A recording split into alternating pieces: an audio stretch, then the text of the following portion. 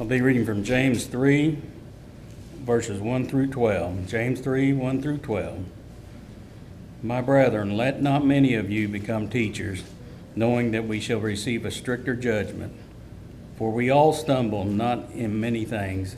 If anyone does not stumble in word, he is a perfect man, and able also to bridle the whole body. Indeed, we put bits in horses' mouths, that they may obey us, and we turn their whole body. Look also at ships, although they are large and are driven by fierce winds. They are turned by a very small rudder whenever the pilot desires. Even so, the tongue is a little member, boasts great things.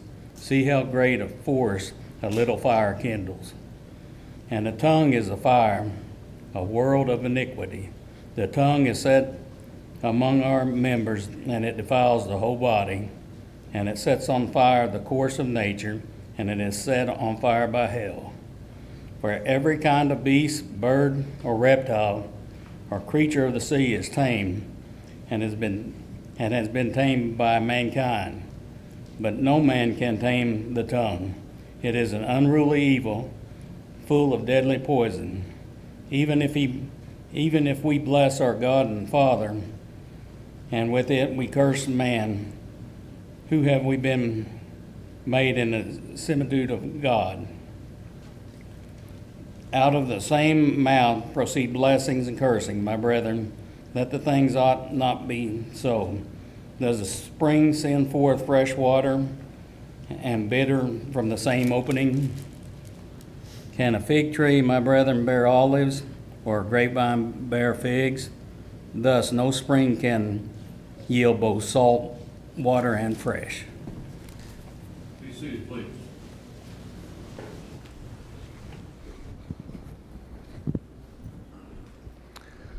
Well, good morning. It's good to see you today. Glad we could be together to study God's Word.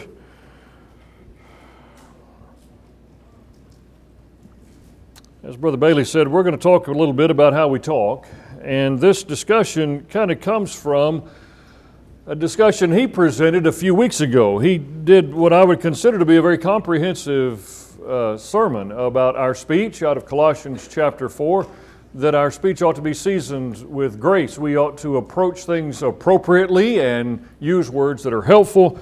And it caused me to think about some specific things. And so we're going to talk some specifics this morning and emphasize some things. Turn with me to Ephesians in chapter 4 first. Ephesians in chapter 4, please. Your New Testament will be handy this morning. We'll just look at a few verses, but it will be good to have them in front of you. Ephesians and chapter 4, please. As you're turning there, I want you to keep in mind what James had to say, where Garland read for us. James emphasizes to us that the tongue creates all sorts of problems, our mouth creates all sorts of problems, our speech creates all sorts of problems. We know that, we understand that. Most of us have, created our own problems by the words we speak in various ways. So we get that. James also indicated to us that the tongue is a fire, the very world of iniquity and poison. So we see that it can do great damage. We also understand that no one can tame it. That doesn't mean we can't control it. It just means we have to work hard at it. So with all of that in mind, I want you to think about the way the Apostle Paul communicates with the Ephesian Christians. Now remember, he's writing to Christians.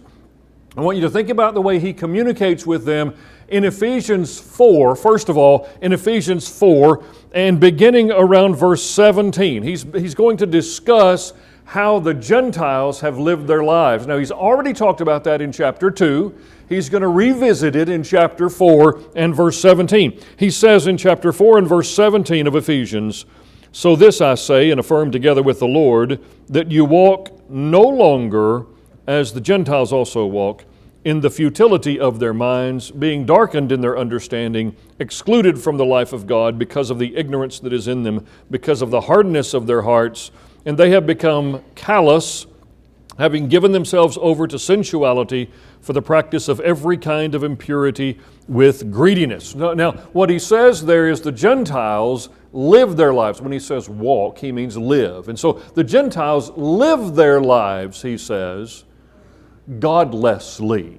That's what he says about the Gentiles. The Gentiles have chosen to live lives that are godless. Now, the gospel is designed to solve that problem, and he's writing to Gentiles who have changed. So that's the good nature of it all. The beautiful side of it all is that he's writing to people who were that, but they've changed. Remember, he begins in chapter 2 by indicating to them that they were dead in their trespasses and sins in which they formerly walked. Verse 1 of chapter 2. So he says, you Gentile Christians used to be this way. You're not this way anymore, but I want to encourage you to live like Christians, not like the old way. That's what he's impressing upon them. You have to live like a changed person. So after what we just read, he says in verse 20, after he just read in chapter 4, down through verse 19, he says in verse 20, but you did not learn Christ this way. You did not learn to be a Christian by living like this. You did not learn to be a Christian by walking according to whatever the world is doing. That's not how you became a Christian. You did not learn Christ like this. And then he gets into this principle that we're very familiar with. And it is the principle of stopping the old way of living and starting a new way of living. He says in verse 22 that we lay aside the old self, which is being corrupted in accordance with the lusts of deceit, and that you be renewed in the spirit of your mind, and verse 24, put on the new self, which in the likeness of God has been created in righteousness and holiness of the truth. So he begins to discuss this idea that we stop living one way and we start living another way. Now that is a foundational principle of Christianity. That is a bedrock principle of Christianity, that we stop doing stuff we shouldn't be doing and we start doing things that we ought to do. You see that throughout the New Testament, that Christianity demands a change. Christianity says, okay, we have to stop the bad stuff, start the good stuff, and that's a pretty clean break as it's presented in Scripture. We also know from practice in our own lives that sometimes the stopping old and stopping bad and starting good can be a little bit rocky. Sometimes it's not that we simply slam the door closed on the old way of living and a new way of living all of a sudden immediately starts. Sometimes it takes us a while. Sometimes it's challenging. But nonetheless, that is the principle that he's working on here. And that has to do with not merely how we behave, but how we think and how we talk. And so I want to talk about how we talk just a little bit. But I want you to think about it from the standpoint of we have to stop doing the stuff that is bad, just like the Gentiles did. They had to stop that, and they had to start doing things the right way. If we frame it like that in our minds, we understand a couple of things. First of all, we understand that it's important, that Christianity calls us to a different standard. We understand it's important. And we understand also that it's doable. God doesn't call us to things we can't do. It is doable. And so I want you to think about that as we look at how we talk this morning. Now, really, I'm just going to zero in on one verse, and then we'll look at a few others that kind of help us understand it well. But the one verse I want us to look at is in Ephesians 5. He is giving them instruction the rest of chapter 4 and into chapter 5 about how to be the new person, how to put on the new self. And in Ephesians chapter 5, he says in verse 3, but immorality or any impurity or greed must not even be named among you, as is proper among saints. And, verse 4, Ephesians 5, there must be no filthiness and silly talk or coarse jesting, which are not fitting, but rather giving of thanks. Three things there he mentions in verse 4. Three things: filthiness, silly talk or foolish talk, and coarse jesting. When you look at the Greek words there that are used, what you see is what you see in a lot of lists, like the works of the flesh in Galatians chapter 5. When you look at those individual words, and especially in the Greek, what you see is a group of words that have overlapping meaning or understanding. And so what we do with that is we look at all those words and then we put those words under a heading. So if you were to put these words under a heading, what we often would go to is a word like profane or inappropriate, something like that. In fact, part of these words, literally in verse 4, mean profane.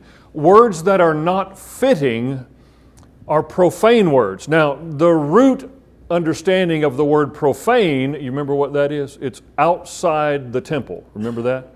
So that which is profane is that which exists outside the temple, or outside of God's things, outside of that which is appropriate in God's house. Think of it like that. And so in verse 4, 3 different concepts that deal with words that are outside of the kind of words we ought to be using as Christians.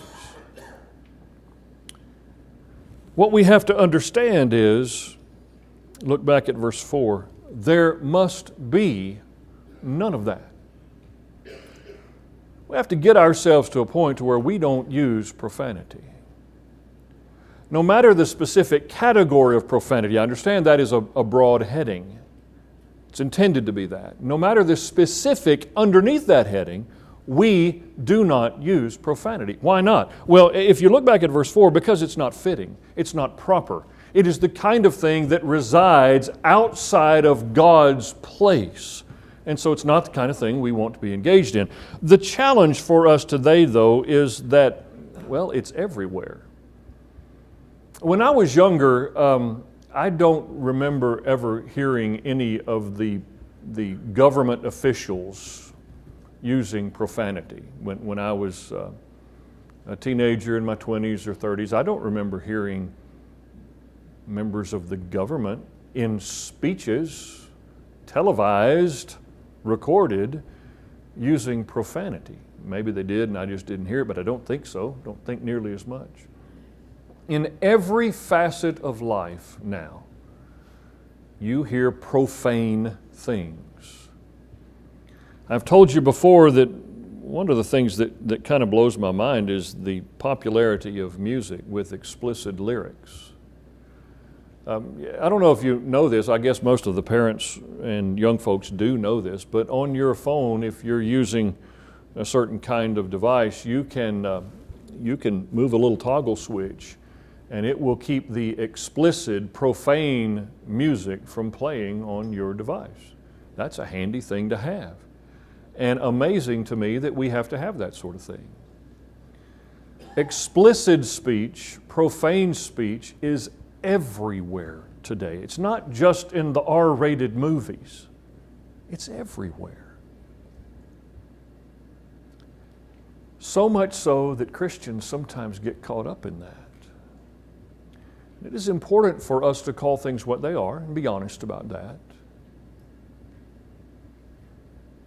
If we're dealing with filthiness, silly talk, and coarse jesting, what we're really dealing with is profanity.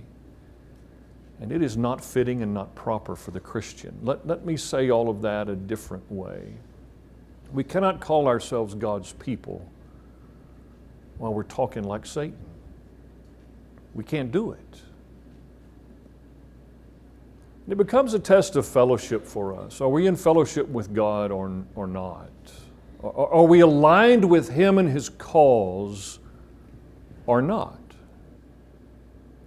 Because when you read through this in verse 4, there's no ambiguity there. It's not a little bit of that'll be just fine. It's not that at all. In fact, go back to chapter 5.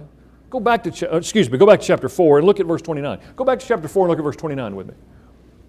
While he's talking about how we're supposed to live, and while he's talking about putting on the new self and becoming what you ought to become, he says in verse 29, "Let no unwholesome word proceed from your mouth, but only such a word as is good for edification according to the need of the moment, so that it will give grace to those who hear." Sounds a lot like Colossians chapter 4 and verse 6, doesn't it? It really does. Let no unwholesome word proceed out of your mouth. Now, question, just for you to consider. Don't answer out loud, please. You ever had an unwholesome word proceed out of your mouth? What we tend to do is we tend to excuse ourselves and condemn others. That's the easy thing for us to do. We excuse our unwholesome words while we identify clearly the profanity that someone else speaks. That's how I tend. And the whole idea is not that we are to sit in judgment of what somebody else does to the exclusion of ourselves. The whole idea is that all of us start talking the way we're supposed to talk, that all of us put off the old and put on the new, that all of us get out of habits that are ungodly and develop godly speech. That's the goal. That's what we're after. And it's doable because it's the thing God requires of us. I suppose it is harder for some than it is others, maybe depending upon how they were raised, maybe depending on the environment in which they work or exist. That may be the case. I don't know how many times people have told me, well, I was just raised like that, as if that means it's okay. You know, I don't know how many times folks have said that. But it really doesn't make any difference. Can you imagine the Ephesian brethren, when they hear the Apostle Paul or read the Apostle Paul saying, you lay aside the old self, verse 22, and you put on the new self, can you imagine them saying to him, yeah, but you know, I was raised the old self, so I think I'm okay if I just stay with that. No, the whole point of the gospel is to become the new man, to be, as Paul said in Romans 8, conformed to the image of God's Son. How much profanity do you think God's Son used on the earth? Just ballpark. Thank you. That's the goal, and it's an attainable goal, and that has to be the standard we choose for ourselves if we're going to call ourselves Christians. Now, if we're not going to call ourselves Christians, I suppose all bets are off, and you can say whatever you want to say, but this room is full of folks who are saying we want to be New Testament Christians, and so we have to stop using profane speech, anything that is outside the realm of what God would have in His house. We have to get rid of that. Does that include typical cuss words, if we can say it like that? Absolutely. It includes the joking that's inappropriate, yes. It also includes using the Lord's name in vain. There are two sides to that. You know, there are two sides to using His name in vain. When people say things like, oh my God, or oh my Lord, or things like that, that is employing His name in a non-respectful, honorable way. It's ungodly and profane. When we flippantly use God's name, we are using profane language. That's one side of taking His name in vain, using His name in vain. The other side of that is when we claim to belong to Him and use His name and then don't strive to live up to it. We take His name for ourselves in vain, worthlessly. We have to be careful with both sides of that. We don't flippantly throw around the Lord's name. Neither do we call ourselves Christians if we're not striving to be Christians. I understand that sometimes these kinds of discussions can appear to be negative and kind of weigh us down a little bit, and it's not really, you know, what we want to hear sometimes. But I want you to think about it like this. The Holy Spirit decided to give the Apostle Paul the information so he could give it to us, so we could become what we need to become, so we could spend eternity with Him. It's important. Getting rid of profane speech, getting that out of our lives, becomes a fellowship issue with God and God's people. It just does. Just like everything else in the chapter is important. These sections where he discusses putting off the old and putting on the new are sections that demand change, and they're hard for us. I understand that. Personally, I get that. But we cannot soften the standard because it's hard for us. The Apostle Paul didn't do that. We take the information God has given us and we say, okay, I'm going to have to work harder on that. I'm going to have to do my very best to make that a part of my life. He gives us an alternative in verse 4. You see that right at the end of verse 4. He gives us the alternative. He says, there must be no filthiness and silly talk, coarse jesting, no profane thing at all. He says, those aren't fitting, but what is fitting, what is appropriate, what is helpful? The giving of thanks. That's an interesting one to me, because a lot of times our profane, useless speech, our cuss words, That sort of thing that you hear and see out in the world comes out of a negative, bad attitude to begin with. It comes out of an offensive kind of a heart and attitude. And so if we will stop that and start giving thanks, being thankful for what we have, it changes our outlook, which then changes our speech. Go back to verse 29. Go back to verse 29 of chapter 4. Again, let no unwholesome word proceed from your mouth, but, okay, we don't want to do that, but here's what we do want to do, but only such a word as is good for edification according to the need of the moment, so that it will give grace to those who hear. You have a choice. You can say the negative bad stuff, or you can say the positive good stuff. God, through the Apostle Paul, says the one is improper and not fitting, the other is absolutely appropriate. And so that needs to be our attitude in how we live our lives. We need to use speech that builds up and makes people better.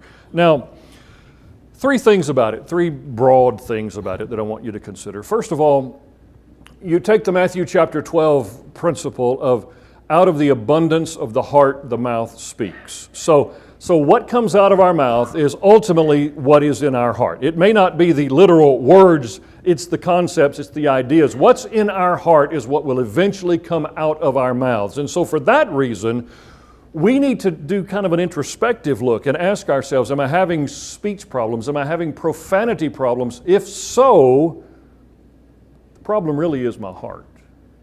That's really where the challenge is. So let's work on the heart, devoting the heart to God, devoting the heart to being thankful, devoting the heart, back to 429, to edifying and building people up and giving grace to people. Let's change the heart so we can change the speech. That's the first thing. The second thing is we need to understand also that profanity shows a tremendous lack of self-control. And it doesn't matter whether it's someone at the highest levels of our government or someone you meet in Walmart. Profanity shows a lack of self-control. Now, that lack of self-control could either be because we don't want to control self or because we just don't think it's important to control self. It could be because we think the people to whom we're speaking don't require that of us. It could be that. You know, one thing that's impressive to me is we kind of live in a small town compared to some of the towns out there, and we know a lot of people that know a lot of people, and how we talk kind of gets around. And so it is important for all of us to exercise self-control in how we speak. I don't know about you, but I believe I could do a better job there. Back to what James said, no one can tame the tongue. None of us can say, well, I never, ever say anything inappropriate. All of us have to say, got to work on that to control the tongue, to control the speech. And then the last thing is I want you to consider just simply using words to help people instead of to hurt people. Using words to make things better instead of to make things worse. He wants us to use our God-given ability to speak to make things better. Now go back with me to James 3 and we'll wrap it up. Just a simple little discussion for us today. Go back with me to James chapter 3 and we'll wrap it up. I want to read this again and I want to make a couple of observations and then we'll be finished. A short discussion today about we're going to quit using profanity. If we have that problem, we're going to stop it. We're just going to stop it. That is the standard because we're New Testament Christians, because what's in our heart comes out our mouth, and so we need to fix that if that's our challenge. Because it shows a tremendous lack of self-control and because it does not respect and help the people around us. Now, James chapter 3 again, he begins in verse 1 by saying, let not many of you become teachers, my brethren, knowing that as such we will incur a stricter judgment. For we all stumble in many ways. If anyone does not stumble in what he says, he is a perfect man, able to bridle the whole body as well. So he starts by saying, be real careful if you take on the role of teacher. I would imagine that every single person who teaches has read that and been a little bit nervous.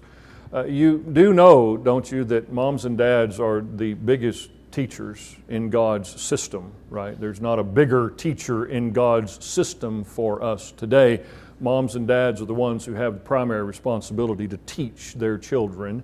and the most opportunity to teach their children. And so think of it from that standpoint.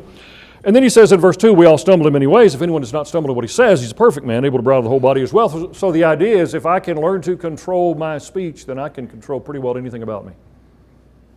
That's how important and how valuable it is to learn to control what you say. But it's also hard, and James admits that by inspiration. He admits that it's hard. Verse 3, now if we put bits into the horses' mouths so that they will obey us, we direct their entire body as well. Look at the ships also, though they are great and driven by strong winds, are still directed by a very small rudder wherever the inclination of the pilot desires. Verse 5, so also, in other words, just like those things, the tongue is a small part of the body, yet it boasts of great things. See how great a forest is set aflame by such a small fire. So he makes the point that the tongue, although it is small, has tremendous potential. We're talking about not using it for bad. We're talking about avoiding that, but think about the possible good that speech can do. The encouraging words that the Apostle Paul talked about in Ephesians 4 and 5. The grateful words, the good things that help people. Verse 6, and the tongue is a fire, the very world of iniquity. The tongue is set among our members as that which defiles the entire body and sets on fire the course of our life and is set on fire by hell. If you haven't underlined or looked at or made some sort of remark by verse 6, you ought to do that. Verse 6 is pretty serious. Verse 6 is one of the reasons we have discussions like this. Because what James does not say is, what you say can cause a little bit of a problem. It's not what he says.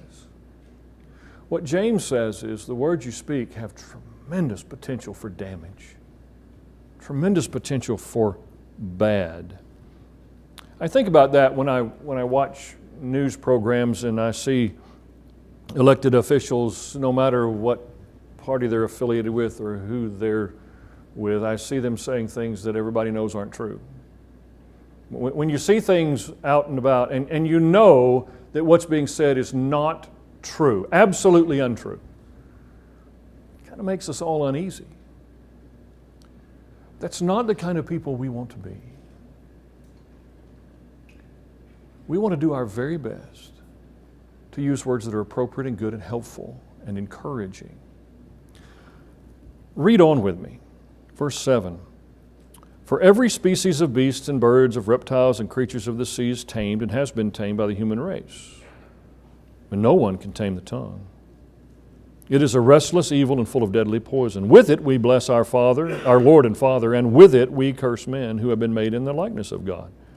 From the same mouth come both blessing and cursing. My brethren, these things ought not to be this way. It's exactly what the Apostle Paul said in Ephesians 4:29 and 5:4 when he said these are not proper. These things are not fitting for Christians. It ought not be this way, he says. And then two questions. Verse 11, does a fountain send out from the same opening both fresh and bitter water? Can a fig tree, my brethren, produce olives, or a vine produce figs? Nor can salt water produce fresh. What he's saying is you're going to have to get your heart right so that what you produce is what you intend and so that it is godly. Now, what I want to do is wrap all this up by just asking the question, how do you do with that personally? How are you doing with the words you speak, the words your heart chooses to employ on a daily basis? How are you doing with that? And is there room for improvement? We're emphasizing the matter of profanity today, cussing and the like. You having a problem with that? If so, it would be good to admit that to those closest to you. Say that out loud. I'm having a problem with this. I need you to check me on this. I need to strive to do better with this because I know it is ungodly and I know it causes problems and I know it hurts the people I say I love. And also, it is a fellowship issue with God and His people. We understand that. So if you're having a problem with that, let's just say that. And let's work on that. And don't think that you're the only one in that circumstance. But understand this also. It's just something we have to deal with. Christianity is about changing ourselves. And all of us have to do that. And some of us have a lot more changes to make than others of you. Don't shy away from that if you need to make adjustments. Just do it. The other side of that is, if you're around somebody you love who's struggling with that, just say it. Just say, don't talk like that. It's not fitting, it's not proper, let's not do that. Let's do a little praying. Let's do a little Bible reading, a little Bible study, so that we get into our heart the good things, so that what comes out of our heart, out of the abundance of our heart, Jesus says, is good things, appropriate things, helpful things. One more little side point. Oftentimes, we develop habits in life, all of us do. Sometimes we develop habits of complaining and whining and groaning like the Israelites did when they were going to the Promised Land. No matter what happened, it was the biggest thing ever. It was the most terrible thing they'd ever encountered. It was just horrible, and they had to complain about it, and it cost them. It cost them dearly. Habits are like that. They're oftentimes not things we intend to develop. They're things that occur slowly over a period of time, and then we just wake up and there we are. In order to change habits, we need grace and patience from those around us. But we also need intentional activity, effort, and we need truth. Some of us have habits that need to change. I can relate to that. So let's just be honest about that. And let's change. Because as you see in Ephesians chapter 4, the Apostle Paul is trying to talk to Christians about putting away the old way of living, the godless way of living, and putting on the Christian way of living. That's what we're after. And so if we can help you in any way as you endeavor to do that, you let us know. Let's stand and sing.